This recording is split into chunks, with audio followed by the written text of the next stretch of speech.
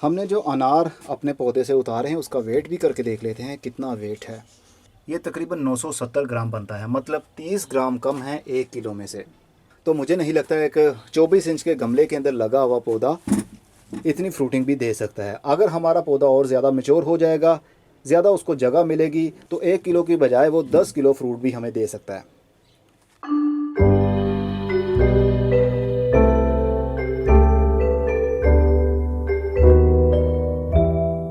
30 जुलाई 2021। अस्सलाम वालेकुम मेरे दोस्तों, सजनों और बेलियों।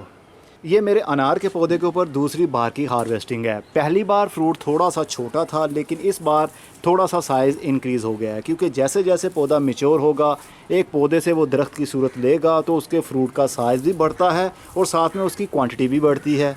मतलब अगर पहली बार में 2 फ्रूट लगे थे इसको, तो इस बार 4 फ्रूट या 5 फ्रूट लगेंगे।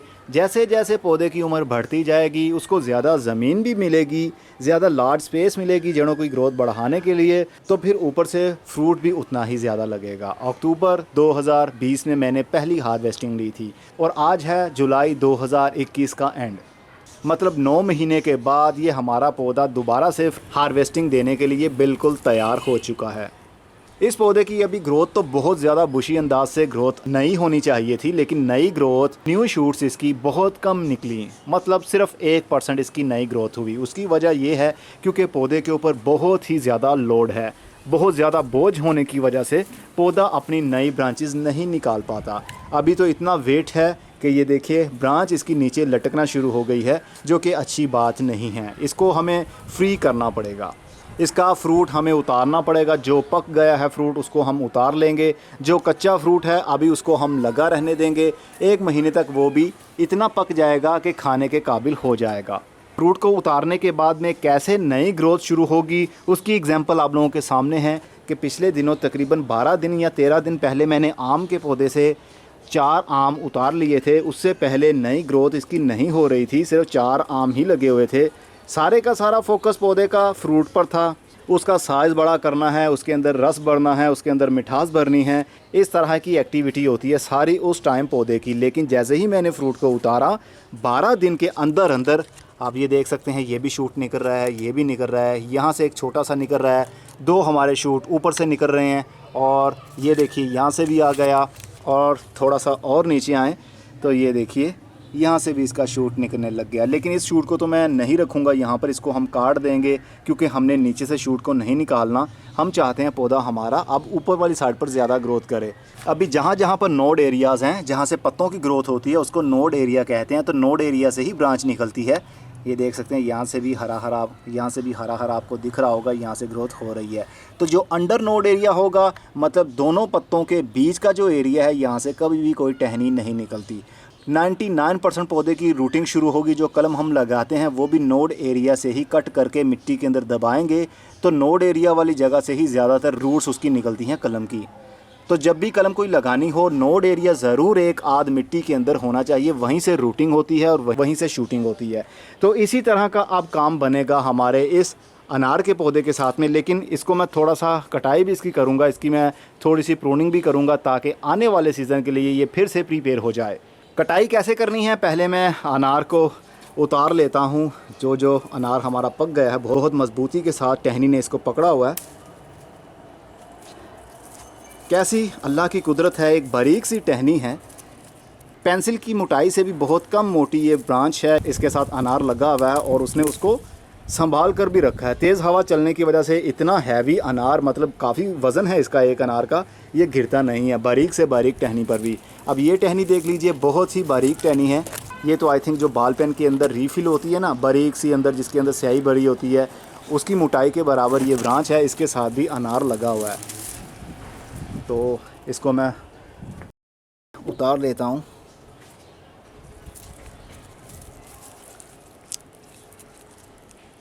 इसके साथ कांटे भी हैं, ये देखिए काफ़ी तीखे हैं।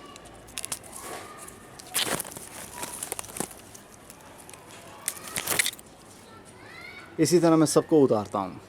तो जनाब, ये हमारे 13 अनार हमने अपने पौधे से उतार लिए हैं जो कि तकरीबन पक चुके हैं। अगर इनमें थोड़ी बहुत कसर हुई भी तो अब इसको कैसे स्टोर करना है वो भी आपको बताता हूँ। जो पड़े पड़े ये खुद ब खुद ही पक जाएंगे। अभी भी छोटे छोटे काफ़ी सारे अनार पौधे के ऊपर मैंने छोड़ दिए हैं जो कि इन फ्यूचर बड़े हो जाएंगे, इनकी रंगत बदल जाएगी क्योंकि अभी ये कुछ ज़्यादा ही टाइनी से हैं। जैसे जैसे इनका बोझ कम होगा पौधे के ऊपर, तो अब ये जो थोड़ा सा फ्रूट पौधे के ऊपर लगा हुआ है, अब पौधे का पूरा फोकस इनके ऊपर आ जाएगा। इनका साइज़ ज़्यादा जल्दी बड़ा हो जाएगा, जल्दी ये पक जाएंगे, रस भी ज़्यादा भरा जाएगा इनके अंदर। तो अब पौधे को प्रून करने की ज़रूरत भी है हमें, क्योंकि आने वाले सीज़न से पहले अगर हम पौधे की प्रिपेयरिंग नहीं करेंगे, इसकी कटाई नहीं करेंगे, तो ये सही से फ्रूटिंग नहीं कर पाएगा। कोई सा भी दरख्त हो, कोई सा भी पौधा हो, जब तक कि आप उसकी कटाई नहीं करेंगे आपको अच्छा रिज़ल्ट फ्रूटिंग के लिए नहीं मिलेगा। अच्छा रिज़ल्ट हासिल करने के लिए खाद तो हमें देनी ही पड़ती है। अगर आपका पौधा गमले के अंदर लगा हुआ है तो वो टोटल आपके ऊपर डिपेंड कर रहा है, क्योंकि मिट्टी के अंदर जो खाद पहले से थी उसका असर सारे का सारा पौधे ने लेकर फ्रूट के अंदर डिलीवर कर दिया है।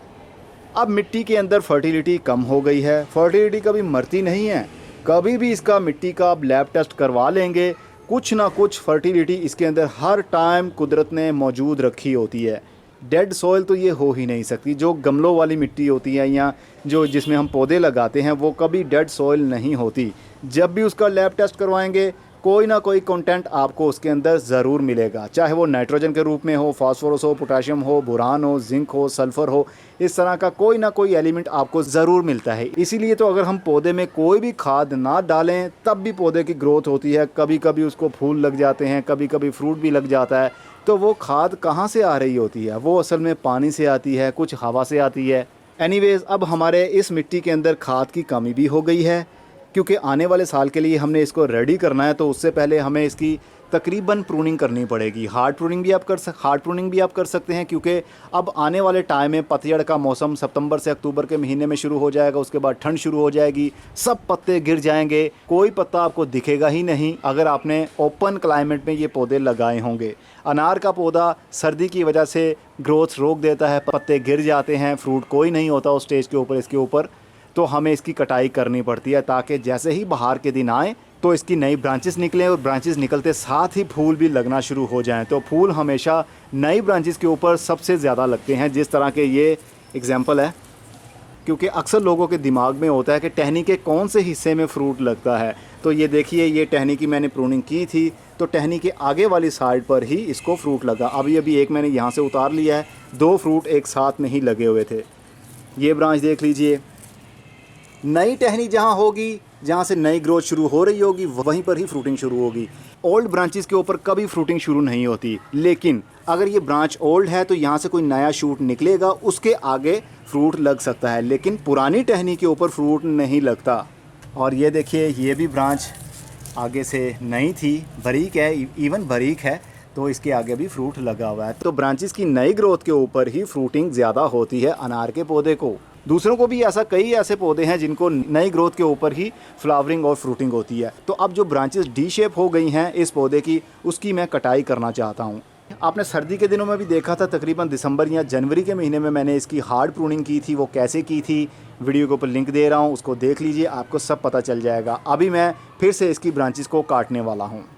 अभी ये पौधे की इमेज आप देख लीजिए किस तरह की तस्वीर है। अभी आपको दिखाता हूँ जब मैं इसको प्रून कर लूँगा। ये रहा प्रूनिंग करने के बाद में हमारा पौधा, बिल्कुल छोटा सा क्यूट सा, ऐसे लग रहा हो जैसे अभी अभी हमने नर्सरी से ला के पौधे को गमले के अंदर शिफ्ट किया हो। देखकर दिल को कुछ होता भी है कि अरे इतना अच्छा बड़ा पौधा था, हमने उसको इतना काट दिया, ये भी क्या बेवकूफ़ इंसान है। असल में इस बेवकूफ़ी के पीछे बहुत सारे राज छुपे होते हैं। जो लोग प्लांटेशन को समझते हैं उनको प्रूनिंग की कदर होगी, और जो नहीं समझते उनके लिए तो ये बेवकूफ़ाना काम है। अब ये प्रूनिंग देखिए, मैंने कितनी सारी प्रूनिंग कर दी है। आई थिंक मैंने इतना, हमारा पौधा नहीं था, हाफ से ज़्यादा मैंने उसकी हार्ड प्रूनिंग कर दी है। ब्रांचेस आपके सामने हैं, नई ब्रांचेस, पुरानी ब्रांचेस। अभी थोड़ा सा मैं करीब से बताता हूँ कि क्या आपको करना है, किस रूल को आपने फॉलो करना है प्रूनिंग करते टाइम। ये बता दूँ, ये देखिए, अच्छी बली इसकी ब्रांच थी। ये तकरीबन जो पेन होता है उसकी थिकनेस के बराबर इसकी ब्रांच थी, और इसके आगे फ्रूट भी लगा हुआ था और उसके आगे भी फ्रूट लगा हुआ। एक टहनी के ऊपर 2 हमारे फल लगे हुए थे, इसके ऊपर और भी थे जो मैंने उतारे हैं।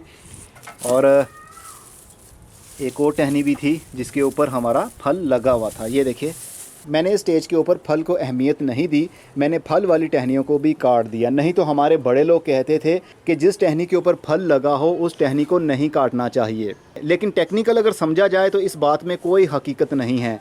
ये हम अपने पौधे की अच्छी ज़िंदगी के लिए और आने वाले टाइम के लिए अपने पौधे के ऊपर ज़्यादा फ्रूट देखने के लिए ऐसा काम करते हैं, और करना भी चाहिए।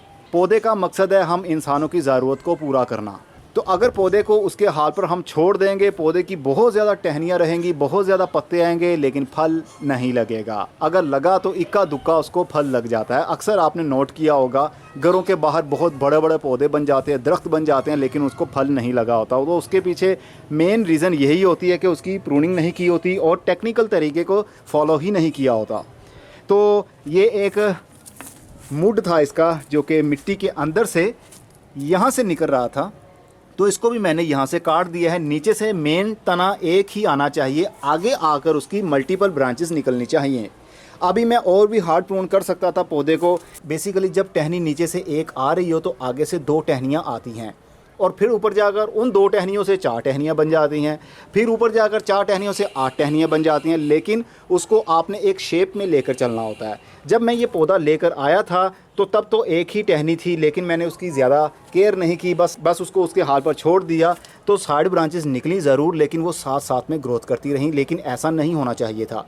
अब ऊपर आकर एक यहाँ से ब्रांच निकली, एक यहाँ से निकली, और इस वाली ब्रांच की ऊपर आकर 2 और शूट निकली। अगर तो इस तरह की शूट्स निकलती हैं, मतलब टहनियों के बीच में फासला होगा, एक ब्रांच लेफ़्ट जा रही है और एक राइट जा रही है, इट्स मीन के ब्रांचेस बहुत अच्छी डायरेक्शन में जा रही हैं। अगर ये ब्रांचेस बिल्कुल करीब करीब में ग्रोथ करेंगी, जैसा कि ये ग्रोथ कर रही है, ये अच्छा इंडिकेट नहीं है। आने वाले टाइम में ये ऊपर जाकर और भी कॉम्पैक्ट हो जाएंगी, क्योंकि ऊपर से जाहिर सी बात है और ज़्यादा साइड ब्रांचेस निकलेंगी, पौधा एक दूसरे के बीच में मर्ज होने लगेगा। ऊपर जाकर ये पौधा और बुशी हो जाएगा, पत्ते ज़्यादा आएंगी, टहनियाँ ज़्यादा आएंगी। तो सूरज की धूप हर टहनी के ऊपर, हर पत्ते के ऊपर और तने के ऊपर बराबर नहीं पहुंच पाएगी। हवा की क्रॉसिंग में भी काफ़ी हद तक रुकावट पैदा हो जाती है। इसलिए प्रूनिंग का रूल ये होता है कि एक दूसरे से ब्रांच थोड़े से फासले पर हो। अब इस ब्रांच को मैं काट नहीं सकता हूँ, क्योंकि ये मैच्योर ब्रांच है। यहाँ से जो ब्रांच निकल रही थी उसको तो मैंने काट दिया, यहाँ से भी निकल रही थी उसको भी काट दिया, यहाँ से थी ये भी कट गई, और ये ब्रांचेस बिल्कुल साथ साथ में ग्रोथ कर रही थी, इस ब्रांच को भी मैंने काट दिया। नहीं तो अगर मैं इसको नहीं काटता तो इन फ्यूचर ये बिल्कुल इसी तरह ब्रांच ग्रोथ करती। और यहाँ से भी अभी मैंने एक ब्रांच को काटा है। तो जितनी ज़्यादा पौधे की कटाई करेंगे, पौधा उतना ही ज़्यादा साइड ब्रांचेस निकालेगा। पौधे की प्रूनिंग इस अंदाज़ में आपने करनी है कि सूरज की धूप बराबर हर टहनी और हर पत्ते के ऊपर पहुँच सके, और हवा भी हर टहनी और पत्ते के बीच में से क्रॉस हो सके, तब जाके आपके पौधे की अच्छी ग्रोथ समझी जाएगी। अगर आप डेंसिटी में पौधे की ग्रोथ करवाएंगे, टहनियाँ ही टहनियाँ होंगी, तो बरसाती मौसम में जब नमी ज़्यादा बन जाती है, मिली बग का ज़्यादा हमला होगा, कीड़े ज़्यादा अट्रैक्ट होंगे ऐसी जगह पर, और फंगस के एक्टिव हो जाने के लिए भी आइडियल टेम्परेचर बन जाता है। फंगस हर जगह पर मौजूद है, दुनिया का कोई ऐसा हिस्सा नहीं है जहाँ पर फंगस ना हो।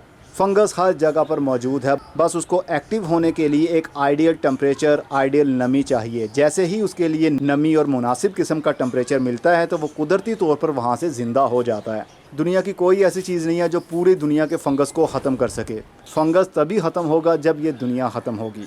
तो इसलिए हमने फंगस को ख़त्म करने पर ज़ोर नहीं देना है, उससे बचने पर ज़ोर देना है कि फंगस वहाँ पर एक्टिव ही ना हो। फंगस भी 2 तरह के होते हैं, एक बेनिफिशियल फंगस भी होता है जिसको हम फंगाई कहते हैं। फंगाई वो जो ज़मीन की ऊपर वाली जो लेयर है उसको हटाएंगे तो नीचे वाला तकरीबन 4 से 5 इंच इसकी गहराई वाली जो मिट्टी है उसको टॉप सॉइल कहते हैं, उसके अंदर फंगाई मौजूद है। वो फंगाई जो आपकी खाद को या कंपोस्ट को डिकम्पोज करके खाद की सूरत देकर जड़ों को ऑफ़र करते हैं। तो कुदरत ने तो इतनी बड़ी फ़ौज पहले से ही तैयार कर रखी है, उस फ़ौज का हम मुकाबला नहीं कर सकते, इसलिए हमें ख़ुद को ही बचा कर चलना पड़ेगा। इसलिए ब्रांचेस को इस अंदाज़ से काटें कि वहाँ पर कोई फंगस एक्टिव ना होने पाए, आपको साफ साफ दिखे कि कौन सी टहनी कहाँ पर जा रही है। तो अब ये पौधे का ये हाल मैंने कर दिया है, करना बनता भी था। अगर आप डर रहे हैं कि आपने भी अगर पौधे का यही हाल कर दिया तो हो सकता है आपका पौधा मर जाए, तो मेरी एक हार्ड प्रूनिंग के ऊपर वीडियो देख लीजिए, वीडियो के ऊपर लिंक दे रहा हूँ। यही पौधा है जिसकी मैंने हार्ड प्रूनिंग की थी और इसी जगह पर लगा हुआ, इसी गमले के अंदर लगा हुआ, वो वीडियो देख लीजिए। और उसके बाद में ये वीडियो देख लीजिए, कितने ज़्यादा पत्ते आए, कितनी ज़्यादा ब्रांचेस निकली, कितना ज़्यादा फ्रूट लगा, ये आपके सामने हैं। जब आप खुद देखेंगे अपनी आंखों से तो आपको यकीन हो जाएगा। जो मुझे फॉलो करते हैं अच्छा रिज़ल्ट पाते हैं। मैं फार्मर लोगों को कोई सजेशन नहीं दे सकता क्योंकि उनका नॉलेज मुझसे कहीं ज़्यादा होता है। मैं तो अभी अपने पौधे की प्रूनिंग कर रहा हूँ। हो सकता है कि फार्मर लोग इस मौसम में यानी बरसात के मौसम में पौधे की प्रूनिंग ना करते हों, क्योंकि उन्होंने पौधे को नहीं बल्कि उससे फ्रूट लेना होता है। उनको पौधे से कोई लेना देना नहीं होता, उनको फ्रूट से लेना देना होता है, क्योंकि उन्होंने मार्केट में बेचना होता है।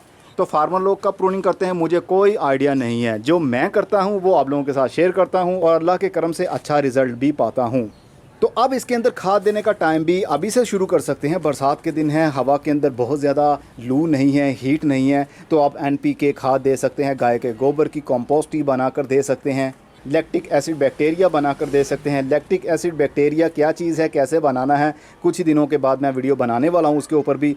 आप भी वो लिक्विड बनाकर अपने पास रखें, उसको इस्तेमाल करें। उसकी कोई बदबू भी नहीं है। जिस तरह हम किचन वेस्ट से कंपोस्ट बनाते हैं उसकी काफ़ी बदबू होती है, काफ़ी कीड़े पैदा हो जाते हैं। लैक्टिक एसिड बैक्टीरिया को 7 दिनों के अंदर अंदर आप बना लेंगे और इसको इस्तेमाल भी आप कर सकेंगे।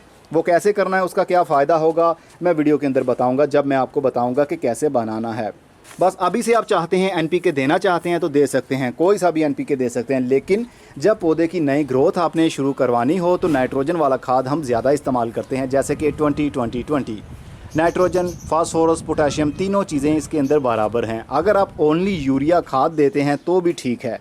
यूरिया खाद का थोड़ा सा ज़्यादा इस्तेमाल हो जाए तो आपका पौधा 24 से 48 घंटे के अंदर अंदर ही पूरा लकड़ी बन जाता है। यानी इसके हरे पत्ते, बारीक बारीक सी टहनियाँ अकड़ जाएंगी, लकड़ी बन जाएंगी, नाइट्रोजन ज़्यादा मिल जाने की वजह से। इसलिए वाटर सोल्यूबल फर्टिलाइज़र जो होते हैं, जो पाउडर फॉर्म में आते हैं, जिसका हम स्प्रे भी कर सकते हैं पत्तों के ऊपर, वो वाला खाद का अगर थोड़ा सा भी ज़्यादा इस्तेमाल हो जाए तो कोई दिक्कत वाली बात नहीं होती, पौधे को नुकसान नहीं होता। अगर आप ओनली यूरिया खाद का इस्तेमाल करेंगे तो हो सकता है कि आपसे थोड़ा सा ओवर यूज़ हो जाए तो पौधे की जान चली जाए। इसलिए मैं तो कई सालों से यूरिया खाद का इस्तेमाल ही नहीं करता हूँ, क्योंकि जाने अनजाने में थोड़ा सा ओवर यूज़ हो ही जाता है। मुझसे भी गलती हो जाती है। असल में गलती नहीं होती, हम खुद गलती कर बैठते हैं, जोश आ जाता है हमें, क्योंकि यूरिया खाद के चंद दाने होते हैं हमारे हाथ के ऊपर और हम समझते हैं ये बहुत कम है, चलो थोड़ा सा और डाल देते हैं, इससे क्या होगा, थोड़ा सा पौधा जल्दी बड़ा हो जाएगा। लेकिन बड़ा करते करते हम अपने पौधे की जान ले लेते हैं। इसलिए मैं लिक्विड फर्टिलाइज़र यूज़ करता हूँ NPK 20-20-20। अगर फ्रूट के ऊपर पौधा आपका आ गया हो, उसको छोटा छोटा फ्रूट लगना शुरू हो जाए, तब आप ऐसी खाद दें जिसके अंदर पोटेशियम का रेशियो ज़्यादा है, जैसे कि 5-15-45। इसके अंदर 5% नाइट्रोजन, 15% फास्फोरस और 45% पोटेशियम होता है। खादों को बहुत कॉम्प्लिकेटेड लेकर नहीं आपने चलना, सिंपल अपने जहन में रखें। अगर आपने केमिकल खाद देनी ही है तो 20-20-20 भी दे सकते हैं, हर स्टेज के ऊपर दे सकते हैं। चाहे तो फूलों के ऊपर पौधा हो, फलों के ऊपर हो, या हाली पत्ते निकाल रहा हो, 20-20-20 आप हर मकसद के लिए इस्तेमाल कर सकते हैं। घरों वाले फार्मर लोग तो अपने हिसाब से चलते हैं, लेकिन हम फार्मर लोग नहीं हैं। हमने घरों में ये सब्जियां लगानी होती हैं, या फूलों वाले या फलों वाले पौधे गमलों में लगाने होते हैं। तो ओनली आप जहन में रख लीजिए 20-20-20 खाद आपके पास हर टाइम मौजूद होनी चाहिए। अपने पौधों को हर 15 से 20 दिन के बाद ऑफ़र करते रहा करें, लेकिन ग्रोइंग सीज़न में। जब बहुत ज़्यादा गर्मी हो, बहुत ज़्यादा ठंड हो, तो पौधे की ग्रोथ वैसे भी रुकी होती है, इसलिए आप खाद मत दिया करें। जब नॉर्मल टेम्परेचर हो, जैसे अब बरसात के दिन हैं, बाहर के दिन आ जाएंगे, तो ऐसे मौसम में पौधों की ग्रोथ होती है, तो आप खाद भी दे सकते हैं। होपफुली अनार के पौधे को लेकर आपके सारे सवालों के जवाब मिल गए होंगे। आप भी पौधों की अच्छी ग्रोथ के लिए उनकी हार्ड प्रूनिंग करेंगे। कभी भी ब्रांच प्रूनिंग आप कर सकते हैं। पौधे की कटाई कभी भी की जा सकती है, सिर्फ रूट प्रूनिंग के लिए टाइम होता है। जिस तरह हमने इसकी रूट्स को काटना है और दोबारा से इसी गमले के अंदर हमने शिफ्ट करना है, तो हम इसकी रूट्स को काट कर इसका रूट बॉल दोबारा इसी गमले के अंदर शिफ्ट करना चाहें तो फिर उसके लिए बरसात का मौसम या फिर बाहर का मौसम अच्छा माना जाता है। लेकिन ऊपर से प्रूनिंग करने का कोई ख़ास सीज़न नहीं है, जब मर्ज़ी आपका दिल चाहे आप पौधे को काट सकते हैं। लेकिन फ्रूटिंग टाइम आपको अंदाज़ा होना चाहिए कि कौन से महीने में इसको फ्रूट लगना है। इसको फ्रूट वैसे तो जनवरी से फरवरी के महीने में फूल लगना शुरू हो जाते हैं और उसके बाद इसके अंदर से फ्रूट बनना शुरू हो जाएगा। फ्रूटिंग टाइम आपने हार्ड प्रूनिंग नहीं करनी, क्योंकि वो टाइम तो फ्रूट देने का होता है। अगर आप करना चाहते हैं तो कर सकते हैं, कोई दिक्कत नहीं है, पौधे की जान नहीं जाएगी। अब मैं चलता हूँ, अपना बहुत सा ख्याल रखिएगा। खुदा हाफिज़। और हाँ, मैं इसको स्टोर करने का तरीका आपको बताने वाला था। आपने एक ग्रोसरी बैग लेना है। अगर आपका फ्रूट कच्चा है, आपने एक ग्रोसरी बैग लेना है, प्लास्टिक का बैग नहीं लेना। ये पेट बोतल से बना हुआ वैसा ही कुछ मटेरियल होता ये प्लास्टिक ही है, लेकिन इसके अंदर एरेशन होता है, छोटे छोटे से सुराख होते हैं, इसके अंदर से हवा पानी इन आउट हो सकता है। इसलिए इस तरह का बैग कोई लें या कपड़ा कोई लें, उसके अंदर आप अनार डाल लें या कोई भी कच्चा फ्रूट डाल लें, लेकिन कोशिश करें कि एक दूसरे के साथ वो फ्रूट टच ना रहे। वैसे तो ये इसका हार्ड छिलका होता है, इसलिए अनार एक दूसरे के साथ टच भी हो जाएं तो ये गलेंगे नहीं जल्दी। अब इसको हमने बंद करके अपने किचन कैबिनेट में रख देना है, किसी भी जगह रख सकते हैं। कुछ दिनों में ही इसका फ्रूट पक जाएगा, ऊपर वाला छिलका कच्चा हो जाएगा, मतलब बारीक हो जाएगा, इस तरह लगेगा जिस तरह फ्रूट के अंदर रस ना हो। तो स्टेज के ऊपर आपका अनार बिल्कुल रेडी होगा। आप उसको तोड़ेंगे, काटेंगे, अंदर से रस भरे दाने निकलेंगे। खुदा हाफिज़। हमने जो अनार अपने पौधे से उतारे हैं उसका वेट भी करके देख लेते हैं कितना वेट है। ये तकरीबन 970 ग्राम बनता है, मतलब 30 ग्राम कम है 1 किलो में से। तो मुझे नहीं लगता है कि 24 इंच के गमले के अंदर लगा हुआ पौधा इतनी फ्रूटिंग भी दे सकता है। अगर हमारा पौधा और ज़्यादा मैच्योर हो जाएगा, ज़्यादा उसको जगह मिलेगी, तो 1 किलो की बजाय वो 10 किलो फ्रूट भी हमें दे सकता है।